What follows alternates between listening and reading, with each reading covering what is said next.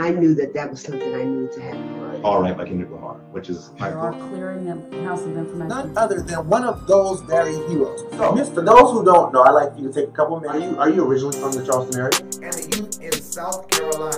Here, I'm raised here. Great. Well, my name's Alex. The team is when the Emmanuel music to spread love and.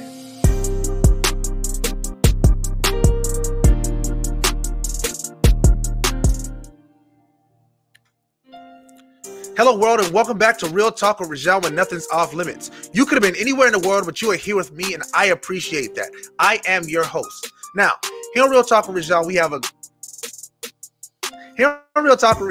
goal of shining a light on the great things that are happening right here in the Low Country, but also all over the world. And today we have a very, very special guest. We have Miss Sabrina Short. She's the founder of Black Tech NOLA, as well as Black NOLAVATE, which is a conference that's taking place during Essence Fest in New Orleans, Louisiana. Thank you so much for joining me. Hi, thank you for having me. Awesome. Again, one, I want to apologize for my intro because my intros are normally much crisper than that, but that's okay. Please introduce yourself to the audience. I'm Sabrina Short. I'm the founder of NOLAVATE Black and the executive producer of Black Tech NOLA 2020. I am a homegirl from New Orleans, born and raised, and I'm a community organizer. Okay, all right, that's a lot. All right, so let's start at the beginning, and then let's work our way up to NOLAVATE. I think that's how we do it. So, where are you originally from? I'm from New Orleans, born and raised. Oh, really? Okay. Yes. So, all right. So then we got to get this question out of the way early. No limited cash money. Money. Cash. Okay. Okay. All right. We got to get that. We got to get that out the way. For the 99 and the 2000. All right. You heard me. Okay. I got to make sure we got to get the important questions out the way for the people. Like in the beginning, what is that? So okay, so Cash Money. So you're from New Orleans. Okay, so it's funny you say that. I was cleaning out my I actually have a CD rack, and I have the original CD that I bought in the 99. Wow. And I was like, wow, this is the original CD, like from 20 years ago, 25 years ago. Okay. How long was it? Like, when did you figure out? And I know this is even a part of our question line. Since we're here, let's go. How long did it take y'all to figure out how big that group was, like outside of New Orleans? When I left New Orleans, that's when I recognized how popular and widespread they had become. Because I lived in Florida, and then I lived in Washington State. And people were rocking it there. And I'm like, okay, New Orleans then made global now. Yes. It's global. Yeah, that's the crazy thing is when people start to appreciate your hometown stuff. Yes, yes. Yeah. And it made me, but now I'm looking at it, and I'm like, wow, that's been 20 years. Like, it goes by real fast. It feels like yesterday for me. I remember, everybody's all old now, but it was really cool to go into other cities and see, and hear our local artists rocking it out. Okay, so did you go to college in New Orleans as well? No, I didn't. I did not. Where'd you go to college? I didn't. You didn't go to college? No, I didn't. This would be a great interview. All right, cool. All right, so I didn't. So okay, so all right, cool. So let's go back to origin then. Okay, so you grow up in New Orleans. Did you immediately gravitate towards technology or activism? No. So I cannot by any means say that my journey was linear, right? I left here from New Orleans and moved to Florida, and I just wanted to be in a different space. I wanted to be in a different place, right? Mm-hmm. And so I moved to Florida, did something different, and believe it or not, I became an insurance agent. So I did go to school for that, and I was licensed for that. And I worked for one of the largest insurance companies in the world. And I didn't like it. I didn't like it. I made good money, but I didn't like it. And I left there and moved to Washington State, and somebody offered me a job. They were like, "Oh, I like you. You're cool." You know, this is 20 years ago. And I said, okay.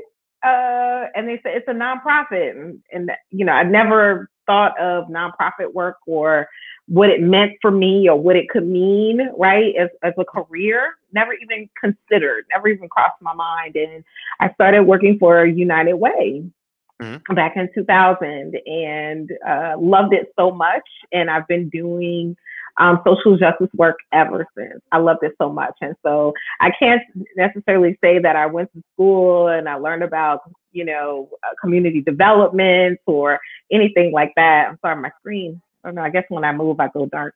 I can't say that, right? But I'm so glad that I have the journey that I had. And then when Katrina happened, I said I wanted to move back home. I wanted to go back to my city and be a part of the rebuilding process. I wanted to be a part of helping my family come home. Yeah. And so all of the things that I learned in Seattle around, you know, community work, anti-racism work, organizing work, social justice work, all of that, I brought it home with me to New Orleans. And became a community organizer, and I did a lot of hours, a lot of training. And then I became an organizer, and I've been organizing ever since. I still consider myself to be an organizer. Yeah, okay. I'm just organizing in an industry as opposed to the community, you know, as opposed to nonprofit work. I consider myself organizing in an industry. Wow. So, but your 9 to 5 is community organizing. No, my 9 to 5 is Black Tech NOLA and NOLAVATE Black and connecting people of color to the tech industry. All right, so but I consider that organizing work. Yes, so let's flip from that to there. We'll come back. I promise you, I can do this both ways. All right, so Black Tech NOLA. So what is Black Tech NOLA? So Black Tech NOLA is our annual conference that we host that raises awareness around inclusion in the tech industry. For the past 5-6 years, New Orleans has been growing in the tech sector. We have a lot of startups, a lot of companies that have moved here, and a lot of innovation happening as well. And we felt that the conversation needs to be had about how are we getting Black people, a city that's predominantly Black, 60% Black, how are we getting our own people into these jobs and into these opportunities?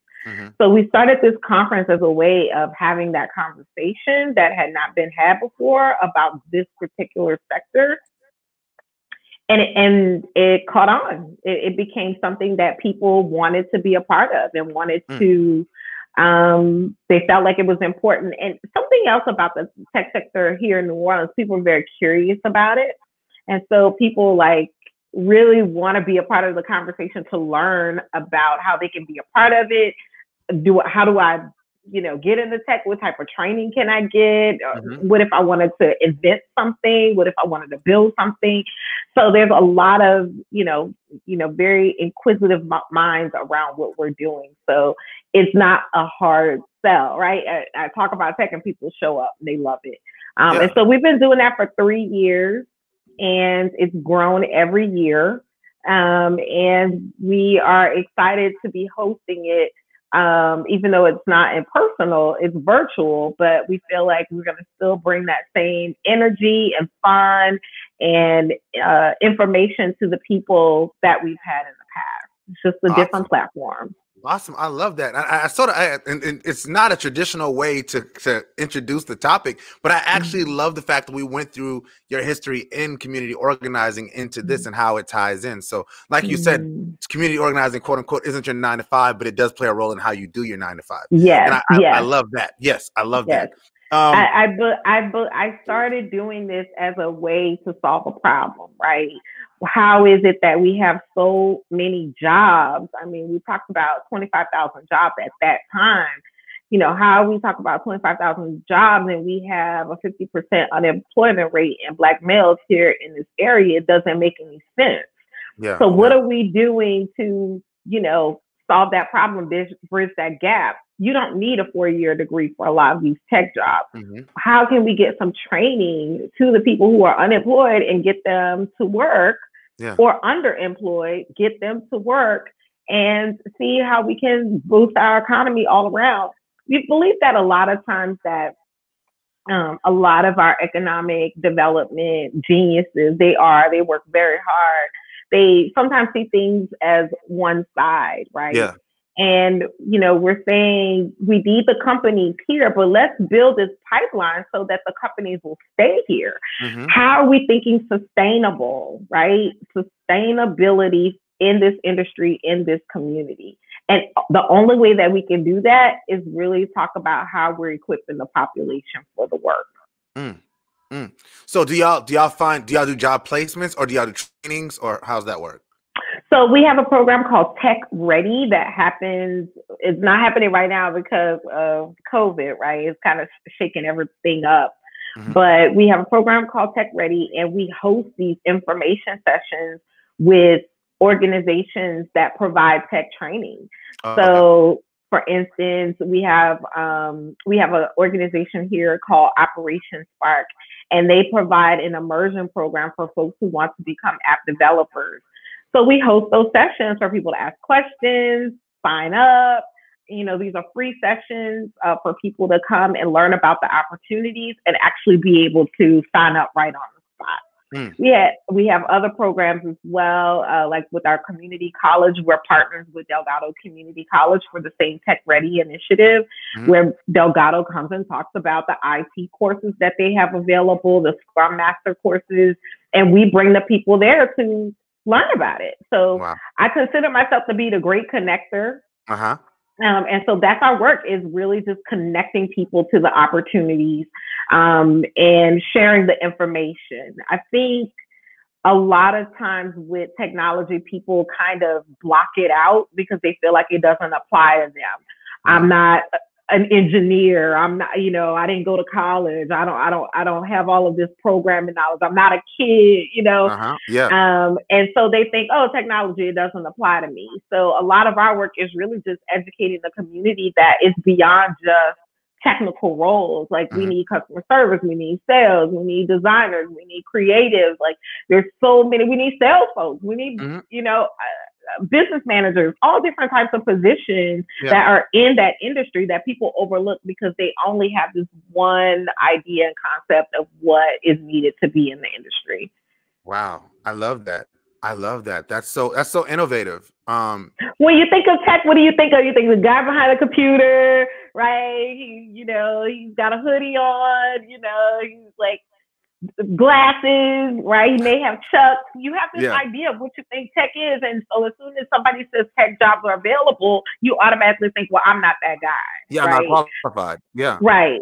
And so we're saying men, women, Black, white, doesn't matter how old you are. People think tech sector, when you see on TV, Silicon Valley, you see this young white guy, right? And you're like, well, I'm not young, I'm not white.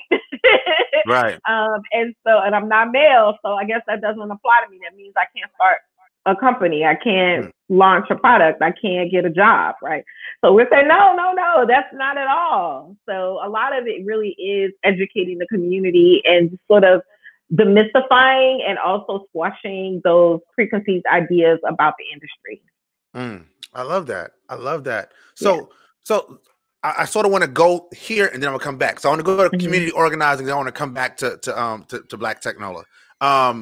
So in your community organizing work, when you say you did community organizing work, were you doing protests and things of that nature, or was you organizing in a different realm? So I was not that kind of organizer. I was a faith-based organizer. Okay. That means that I worked with churches in their parishes. And there are a couple of faith-based organizing groups that are out there, but the one that I worked with specifically focused at that time on helping people return home from Katrina. So we worked with churches and pastors to find their members and to find out where they were and what they were doing. We took a lot of trips to Houston, which is where a lot of our population moved at that time, to find out what would it take for you to come home? What would it take for you to get back into your home? And that's the work that I did. So there was some advocacy work. We went to the Capitol, went to DC. Locally, we did a lot of work with our local government just to advocate on behalf of the people and ensure that they had what they needed to come home. One of the issues that we tackled at that time was something as simple as sanitation services. People felt like, our garbage isn't being picked up. We're gutting our homes, and and here it is. Our entire lives are sitting on the curb for weeks at a time. How traumatic that is to be reliving that every single day when you come home and you see your entire life on the curb, right? After you've been displaced, after you may have lost loved ones, after you may have gone through so much through evacuation and then trying to come home.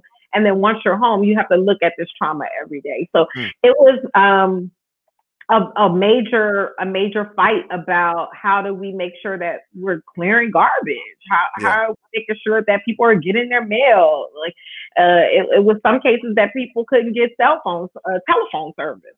So just simple basic needs, making sure that people have what they need to get home and stay home and recover. Wow. So I'm asking these questions because a lot of times, especially when we talk about community organizing, people look at it in one realm. I mean, people hear organizer and they think, oh, she was organizing protests. Like you think about Barack Obama. Barack Obama was a community organizer. He wasn't organizing protests. He just wasn't. He was making sure that the community had the services that they need. And in order to do that, the community had to be organized to be able to do it. So that they could put the supplies in place and the resources in place. Exactly. So there's like a lot of what we call leadership development, identifying the people in the community who could lead, right? So my job wasn't to lead the people. My job was to give people the information, kind of like what I'm doing now. And whatever they want to do with the information is up to them, right? They can either take it and run with it and be empowered by it, or share it with somebody else who can do something with it, right? So I feel like so much of what I learned as an organizer has a lot to do with how I operate as, the CEO of this company and founder of this company, in making sure that people feel empowered and a part of the process. Awesome. Awesome. Yeah. What are the so is Black Technola? I'm messing it up. Is Black Technola is it a nonprofit? No, it's not a nonprofit. We are a for-profit entity. That's why I say we're in the tech sector ourselves. We are a tech company, and our work is connecting tech professionals to opportunities in tech. Okay, so what are the deliverables? Or professionals or aspiring tech professionals to jobs and training. Okay, so what are the deliverables for your organization? Just wondering. So when you say deliverables, define like specifically, are you? So what is the thing that you do that gets you funded, or that drives the ability to, like, what keeps the lights on? So because we have our New Orleans Black Tech Collective is a network, people want to get access to that network. That's how we stay in business, right? Okay. We have this amazing network of folks that people want to hire, that they want to communicate with, learn from. And so that's how this network is how we stay alive. It's how we keep the lights on. Yeah, I think that's an important question because, so I run a nonprofit organization as well. I'm an executive director of a youth development organization. And the question that I'm always consistently trying to figure out is how do we keep the lights on in the organization? What is our revenue generator that allows us to continue to do what we do? And ours is mentorship. Like we are sort of like that, but we run mentoring programs. So so thank you for answering I did that work as well. I ran a nonprofit for 7 years. And the nonprofit was focused on teaching youth about civic engagement. Mm. So my whole career has been about empowering people. I love that. And giving people an opportunity to have a seat at the table. And so, you know, you Google me and you're going to see so much come up about, you know, we had a big action with young people where we brought together 2,000 young people to talk about ending violence in New Orleans. And we did that as a part of the inauguration of Barack Obama. The kids said, you know, we have a new president, we have a new opportunity. Let's talk about what we want to, you know, what do we want as young people for our community in this new era? And violence and mental health was one of those things that they chose to tackle. They were able to open the kids that I work with were a part of what they call the Recovery School District after New Orleans. And one of the things that they were able to do was open a school-based health clinic for their students. And they got funding from the local hospital to open this clinic in their school so that they could get mental health and physical health care. Wow. You know, our kids still talk about that to this day. They're like, Miss Sabrina, you remember? And I'm like, and they still organize to this, you know, to this day in their own way. Even with this Black Lives Matter that's happening right now across the country, my young people are still texting me, you know, 10 years later saying, Miss Sabrina, you taught us this. You taught us how to do this, you know? So the work continues. You pass the baton, and prayerfully, if you do it well, you know, the work will continue long after you're gone. And that's the work that I'm doing here. I love that. So now, since you broached that topic, I want to ask a couple questions about the whole Black Lives Matter and the current things that are going on, if that's okay. I'll do my best. All right. So really, I want to ask from an organizing standpoint. How do you feel that the younger generation has been handling the organizational aspect of this protest that's been going on? So I can't talk about what they should and shouldn't do because this is their movement. And I get frustrated sometimes when people throw civil rights movement and how things were done before. And this is not the same time. It's not the same people. It's not the same climate, right? You're dealing with, you know, it may be similar issues, right? We've been fighting this police brutality situation for decades. But you cannot take the voice away from the people who are moving it forward. Our job now, to me, is to support them and back them and be ready. I believe our job is to share our knowledge. Again, share the knowledge, and whatever they want to do with that, that's them. Our job is to make sure that we're supporting them and undergirding them so that they can win, not take it over. Absolutely. It's a time to lead, and there's a time to follow. Absolutely. So I asked that question, especially like of us we're now the older generation, which is crazy. But like I see what the young people are doing, you know, and I say young people because I'm 38 myself, and like I consider like that time for me is gone because I see what time it is. But I watched, you know, a lot of the discussions that are happening are because of, you know, 25 and younger, like 30 and younger people. Like they're doing the work, and whether or not we agree with the methods that they're using, they're doing the work. But there was a big protest, quote unquote, here in Charleston, and they had their speakers lined up, and every speaker that spoke was like over 50. And I was like, this isn't Charles. Sit down. Yes, this isn't Charles. It's ridiculous. And, you know, I like I said, there's a time to lead and there's a time to pass the baton. And, you know, you had your time, right? And if you didn't do anything with it, you know, you got to take that to your Jesus. But at this point, whoever you serve, right? But now is the time to let these young people fight the way they know how to fight. And real talk, if our way works, we would be further along, right? So maybe we need to do something different. Maybe we need to shake things up, and maybe we need to burn some things down. You know what I'm saying? Like it needs to happen, right? We've been waiting for this to come to a head for a while, and I'm all the way here for it. Absolutely. Thank you. Yeah, I just wanted to ask that question just you know from your standpoint and from your viewpoint. So thank you for answering that. So Black Tech NOLA, NOLAVATE 2020. What is it? How did it get started? And we're going to dig all the way deep into that. So what is Black? I know you explained it earlier, but I want to make sure that we have a clear understanding for the audience. What is Black NOLAVATE? What is NOLAVATE? So the organization is called NOLAVATE Black. We create safe places for people of color to come together and build collective capacity. That's our mission, right? You're stronger together, right? Yes. We've heard that, right? If you want to go fast, go alone. If you want to go far, go together, right? Yep. So we're talking about how do you learn from one another, support one another, circulate your dollar among one another, right? We're building capacity collectively. Right? Okay. Black Tech NOLA 2020 is the conference that we bring those people together to have the conversation about how do we build this capacity? Okay. How do we work together? What do we need to do in order to support each other? How do we, bring this next generation along, right?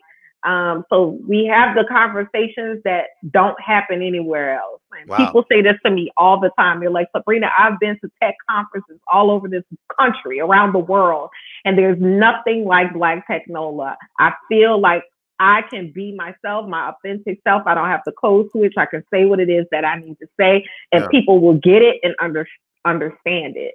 And so that's what this space is about, bringing Black people together to have the conversations they've been wanting to have, they've been holding on to, right? We've all been in spaces where you have to code switch and be something else for a little bit. Yeah. And you get tired of holding that space, Absolutely. Right? So I need a place where I can take all of that off and be myself and feel connected and be with people who understand what I'm going through. Yeah. And that's what Black Tech NOLA is all about. Okay. And how did y'all get it tied? Was it always tied to Essence Fest or is that something? Yeah, it's always been tied to Essence because we look at the conference as an exchange, right? We want to call it a tech cultural exchange where we're working with people from large digital brands who come on the ground, who join us to share their knowledge and share their information. And I'm going to say this to you too. I don't know if you can edit this out or not, but you got me for about another 10 minutes. All right, no problem. I got you. I got this. All right. So so they come out to, so if you came to Black Tech NOLA 2020, would you need to buy a ticket to Essence Fest and then get a separate an entry to? No, so Essence isn't happening this year because of COVID-19. Okay. All of our public gatherings have been canceled. So we decided to make this event free for everyone and virtual, and so that everyone has access to this event and that money is not an issue. Okay. So you can go to blacktechnola.com, register for free, and get access to 3 days of learning, being inspired, getting connected, and even getting hired. I mean, we have companies that are hiring at this event. Last year, we had a lot of people switch jobs at the last event. I got a new job from your conference. Wow. So, we're going to have investors there. We have a panel where VCs are sharing some really good information with our Black founders on how to get money. I mean, everybody's trying to figure out how to get that investment, how to take their product and their idea to the next level. So we're going to have content for startups. We're going to have content for if you work for a tech company and you're trying to figure out how to build community there and build safety there. If you are a creative and you're looking to get contracts, right? Like I run my own thing, but I'll need that contract, right? So we'll have resources. We'll have resources, and we'll also have talks that focus on all of those things. So if you're an investor, a founder, a student, a creative, ecosystem builder, community organizer, there's going to be something at this conference for you. Awesome. Do you have any key speakers that you want to point out? So we're super excited to add Lupe Fiasco to our lineup on Monday. He fell out. F&F. Monday, June 29th. Lupe will be there. We're super excited about that. He's going to be talking about investing in culture. He's an investor, an entrepreneur, an advocate, activist. And so he's going to really be dropping some gems for the audience. So you do not want to miss this free free event of 2 o'clock Monday, June 29th. We're also just today added Thaddeus Young from the Bulls. And we also added Rashawn Williams to our lineup as well. And so they're going to be talking about sports and tech, how there are a lot of athletes who are using their wealth to invest in tech companies. So, we're talking about, again, sustainability and collective capacity. And we're talking about wealth building, generational wealth building. And I'm excited for all of these people who are coming from all over the country to share this knowledge with our New Orleanians. I love that. I'm going to be tuning into that for sure. BlackTechNola.com. BlackTechNola.com. Register for free. We also have a happy hour. So if you love New Orleans music, you talk about the 99-2000. We're going to have some local artists at our happy hour, and they are going to be amazing. So we're going to have a little wine tasting. We're going to have a little music. We're going to have some appetizers with some food demos.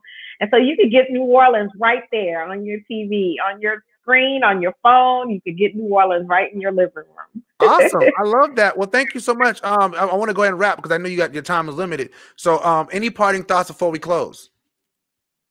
Our theme is called Explore Possibilities. Explore Possibilities. And what that means is that, just show up and see what amazing things can happen, right? And people come to this event every year and get more than what they ever expected. It's amazing what we can do with and for each other when we come together. So come to blacktechnola.com, explore possibilities. You never know what you're going to get out of it when you walk away. We have people who have started ventures from this conference. We have people who have come together and started projects together. We have people who've gone back to school who didn't have a career, or their job didn't, they were not happy, right? Or their job got eliminated or phased out, and they were looking for a new path. And so people went back to school. So many stories of folks coming to this space and feeling like I can do something great. I believe this. I have hope now that there's something else out there for me. So come, blacktechnola.com, virtual event, June 29th through July 1st. Come and explore possibilities. All right. Well, thank you so much for joining me. I cannot wait to check this out. Lupe Fiasco is actually one of my favorite rappers of all time. So I would definitely be there. FNFUP, 1st and 15th. If you meet him, when you meet him, please tell him that Rajon is a big fan, and I would love to interview him. But June 29th, Black Tech NOLA 2020. Thank you so much to Miss Sabrina Short of NOLAVATE, Black Tech NOLAVATE. Thank you. Black Tech NOLA. Black Tech NOLA 2020. www.blacktechnola.com.